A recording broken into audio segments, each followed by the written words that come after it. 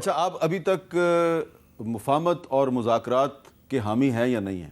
نہیں، میں اس ماحول میں تو بالکل نہیں ہوں. میں سمجھتا ہوں کہ یہ اس وقت یعنی انہوں نے کوئی چیز چھوڑا نہیں ہے. یعنی ایک طرف شہباز شریف صاحب جو ہے بات کرتے ہیں کہ وہ مفاہمت کرتے ہیں، دوسری طرف روزانہ ہماری سیٹیں جاتی ہیں. مجھے بتاؤ میں کیسے مفاہمت کروں گا کہ میں آپ منہ سے ایک بات ہو پریکٹیکل تم جو ہے مجھے جلسے نہیں کرنے دیتے، تم ہمارے لیڈر کے اوپر جو نئی کیسے بنا رہے ہو، تم جو ہے نا کوئی ایسا پریکٹیکل کوئی جسچر بھی نہیں دے رہے ہو، ڈنڈا ہے اور کہتے ہیں مفاہمت اس طرح نہیں ہو سکتی.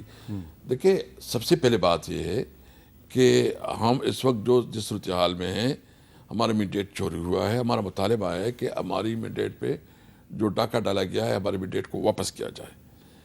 اس کے بعد کوئی ماحول بہتر ہوگی تو بات ہو سکتی ہے. اس وقت تو ہم مزاحمت کے موڈ میں ہیں اور انشاءاللہ تعالی ہم اپنے لوگوں کو مایوس نہیں کریں گے جس نے ہمیں ووٹ دیا ہے. یہ ڈر اور خوف کا وقت گزر گیا ہے. اگر کسی کے ذہن میں ہے یہ بالکل وہ ذہن میں یاد رکھے کہ وہ پیریڈ ختم ہو گیا کہ جو ہوتا. ہم چاہتے ہیں کہ ملک قانون اور آئین کے مطابق چلے. ہم چاہتے ہیں کہ تمام ادارے اپنی کنسٹیٹیوشنل پیرامیٹر کے اندر کام کریں. تمام اداروں کی رسپیکٹ کرتے ہیں. تمام اداروں کو جو ہے نا جو اس کا قانونی آئینی رول ہے اس کو ادا کرنا چاہیے. اچھا، اب سینٹ کا الیکشن ہونے والا ہے، تو سینٹ کے الیکشن میں جو آپ کے امیدوار ہیں یہ تحریک انصاف کے امیدوار ہوں گے یا سنی اتحاد کونسل کے امیدوار ہوں یہ گے؟ دونوں کے ہوں گے. دونوں کے ہوں گے. اچھا ٹھیک ہے. اچھا، اب یہ بتائیں کہ آپ کے جو خیبر پختونخوا کے جو آپ کے وزیر اعلیٰ ہیں علی مین گنڈاپور صاحب، انہوں نے پچھلے دنوں وزیر اعظم شہباز شریف صاحب سے ملاقات کی. خیال تھا کہ اس ملاقات کے بعد مرکز اور صوبے کے تعلقات بہتر ہوں گے، لیکن کل جو ہے وہ علی مین گنڈاپور سمیت بہت سے جو پی ٹی آئی کے رہنما ہیں ان کے وارنٹ گرفتاری جاری ہو گئے ہیں. تو اگر فرض کریں کہ علی مین گنڈاپور صاحب گرفتار ہو جاتے ہیں تو پھر کیا ہوگا؟ صوبہ کون چلائے گا؟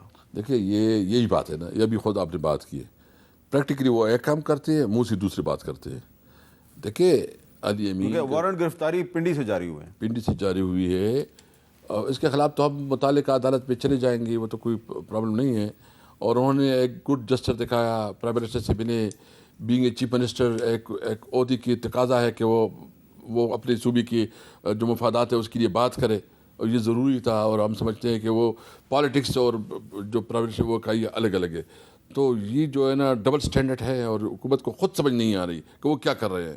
میں ایک بات اور بتاؤں آپ کو، میں جو آئی ایم ایف کے حوالے سے جو آپ نے باتیں کی ہے نا کہ مہنگائی ابھی بڑھے گی، مزید جو ہے نا بجلی مہنگی ہوگی یا جو چیزیں ہوگی، میں اس دن سوچ رہا تھا اور میں نے انشاءاللہ آئندہ اسمبلی کی اجلاس میں بھی اس پہ بات کروں گا کہ دیکھیں آپ کے پاس اتنی پراپرٹیز ہے کہ اگر آپ اس کی صحیح یوٹیلائزیشن کریں تو آپ کی قرض ختم ہو جاتے ہیں.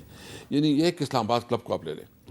میں یہ پوچھنا چاہتا ہوں کہ اسلام آباد کلب سے ریونیو کتنا آتا ہے، اس لیے کتنی ورتھ کتنی ہے. اگر اس کی ریونیو نہیں آتی تو کیوں آپ اس کو مطلب نہیں بیچتے؟ آپ بیچ دیں اس کو.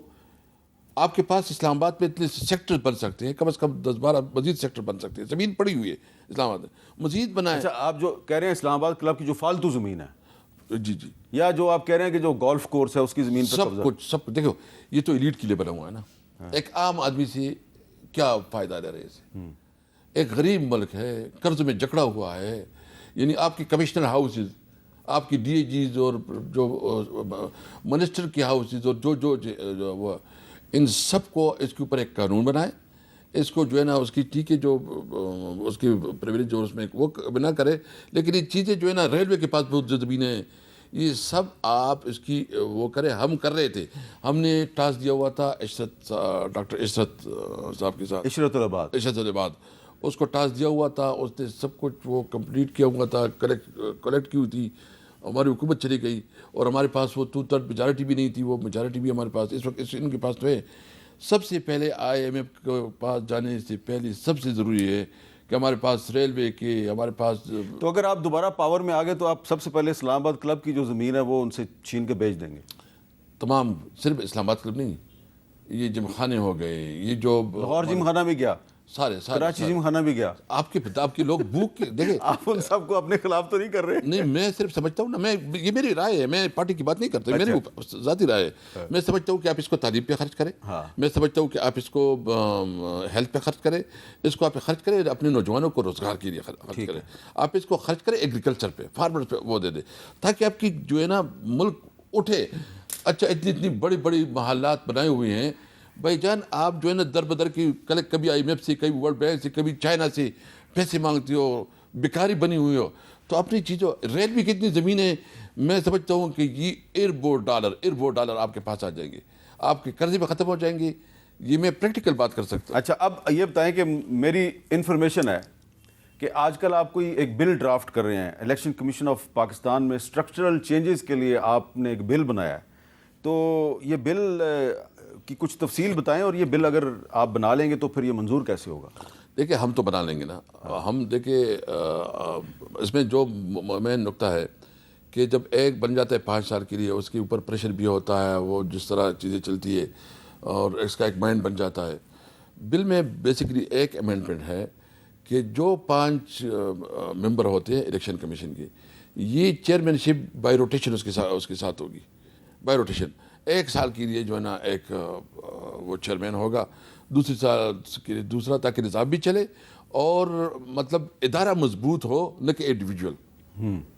اچھا تو آپ اس کے لیے پھر جو حکومت کے لوگ ہیں ان سے بھی رابطہ کریں گے کوئی اس کے لیے؟ آپ پرائیویٹ، بالکل ہم ایز اے پرائیویٹ ممبر ہم اس کو ٹیبل کریں گے، اور پھر جتنی MNAs وہ حکومت کے ساتھ ہے یا اپوزیشن کے ساتھ ہے، میں اس کو ریکویسٹ کروں گا کہ اس ادارے کو اس سیاسی اثر رسوخ سے نکالنے کے لیے اس کو یہ کرنا چاہیے. دوسرا بھی بل لا رہا ہوں، اور وہ میں تھوڑا لائر کمیونٹی سے مشورہ کروں گا. میں نے ایک مائنڈ بنایا اور اس کی تھوڑی بہت ڈرافٹ کیے کہ یہ جو ہائر کورٹس کی جو اپائنٹمنٹ ہے، یعنی آپ تو ٹھیک ہے، آپ کے پاس یہ تو جو 10 سال کا آپ کی ایکسپیرینس ہے ہائی کورٹ میں، وہ تو آپ کے پاس رہے، لیکن جو اپائنٹمنٹ ہو وہ through federal public service commission ہو یا کسی اور طریقے سے ہو، تاکہ اس میں آپ کے ساتھ جو ہے نا جینیس لوگ آ جائیں. اس کے اوپر کسی پارٹی کا اثر رسوخ نہ ہو، کسی کے لائکس اینڈ ڈس لائکس نہ ہو. اس کے لیے تو آئین میں ترمیم کرنی پڑے گی. دیکھو ہم تو لے کے آئیں گے نا، وہ مجھے پتہ ہے کہ آئین میں ترمیم کرنی پڑے گی، لیکن یہ ایشوز میں سامنے لانا چاہتا ہوں تاکہ ہم جو ہے یہ جو اپائنٹمنٹ ہے ججز کی، یہ زیادہ سے زیادہ ٹرانسپیرنٹ ہو. اس پہ جو نا لائکس اینڈ ڈس لائک، یہ لائر کی بھی اپنی پالیٹکس ہوتی ہے نا، اس کی چیزیں ہوتی ہے. تو جب یہ اس قسم کے لوگ آئیں گے تو ہر وکیل کو، اچھے کمپیٹنٹ وکیل کو چانس ملے گا. یہ میرے ابھی اس کے اوپر میں مشورت کر رہا ہوں، میں نے وہ کلاس سے بھی تھوڑے اس کے اوپر اوپینین لینی ہے تاکہ میں اس کے بارے میں آنے والے دنوں میں آپ کی طرف سے 2 بہت ہی اہم بل جو ہیں وہ پارلیمنٹ میں ٹیبل ہونے والے ہیں. جی انشاءاللہ.